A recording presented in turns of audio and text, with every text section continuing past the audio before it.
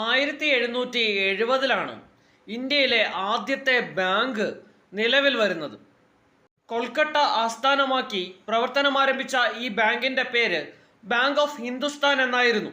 അന്നു മുതൽ ഇന്ന് വരെ ഇന്ത്യയിൽ ബാങ്കിംഗ് സെക്ടർ നേടിയ വികസനങ്ങളെല്ലാം നമുക്ക് 3 ഫേസസിൽ ക്ലാസിഫൈ ചെയ്യാവുന്നതാണ്. 1770 മുതൽ 1969 വരെയാണ് ബാങ്കുകളുടെ വികസനത്തിൻ്റെ ആദ്യത്തെ ഘട്ടം എന്നറിയപ്പെടുന്നത്. ആദ്യത്തെ ഈ ഘട്ടത്തിൽ ബാങ്കുകളുടെ വികസനം വളരെ മന്ദഗതിയിലായിരുന്നു. ബംഗാൾ, ബോംബെ, മദ്രാസ് എന്നിവിടങ്ങളിൽ പ്രസിഡൻസി ബാങ്കുകൾ ആരംഭിക്കുന്നത് ഈ കാലഘട്ടത്തിലാണ്. ആദ്യത്തെ പ്രസിഡൻസി ബാങ്ക് ആരംഭിക്കുന്നത് 1806 കൊൽക്കട്ടയിലായിരുന്നു. ഇത് 1840 ബോംബെയിലും 1843 മദ്രാസിലും പ്രസിഡൻസി ബാങ്കുകൾ ആരംഭിച്ചു. 1921 ഈ 3 പ്രസിഡൻസി ബാങ്കുകൾ മെർജ് ചെയ്ത് ഇമ്പീരിയൽ ബാങ്ക് ഓഫ് ഇന്ത്യ എന്ന പേരിൽ പ്രവർത്തനം ആരംഭിച്ചു.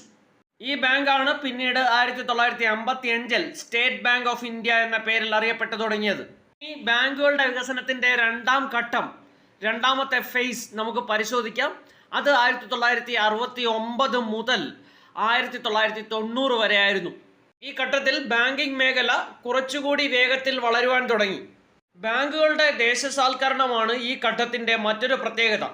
1969 1980 ഇന്ത്യയിൽ ബാങ്കുകൾ ദേശസാൽക്കരിക്കപ്പെട്ടു.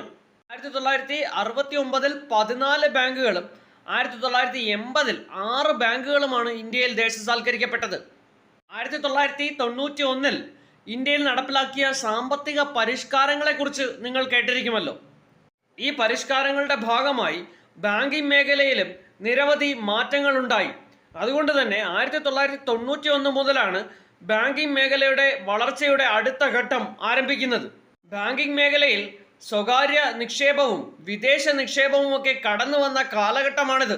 ATM, നെറ്റ് ബാങ്കിംഗ് തുടങ്ങിയ ടെക്നോളജികൾ ബാങ്കിംഗ് മേഖലയിൽ പ്രചാരത്തിൽ വന്നു. ലൈസൻസിംഗ് ലഭിച്ച സ്വകാര്യ ബാങ്കുകൾ ഈ പുത്തൻ പ്രവണതകൾ കൂടുതൽ വേഗത്തിൽ നടപ്പിലാക്കാൻ തുടങ്ങി. അതുകൊണ്ട് തന്നെ ഇത്തരം ബാങ്കുകളെ പുത്തൻ തലമുറ ബാങ്കുകൾ എന്നാണ് വിളിക്കുന്നത്. 2017 ഏപ്രിൽ 1 ഇന്ത്യയിലെ ബാങ്കിംഗ് മേഖലയെ സംബന്ധിച്ച് പ്രധാനപ്പെട്ട ഒരു ദിവസമായിരുന്നു. സ്റ്റേറ്റ് ബാങ്ക് ഓഫ് ഇന്ത്യയിൽ അതിൻ്റെ അസോസിയേറ്റ് ബാങ്കുകളെ ലയിപ്പിക്കപ്പെട്ട ദിവസമായിരുന്നു അത്. State bank of Travancore, state bank of Mysore, state bank of Hyderabad, state bank of പാട്യ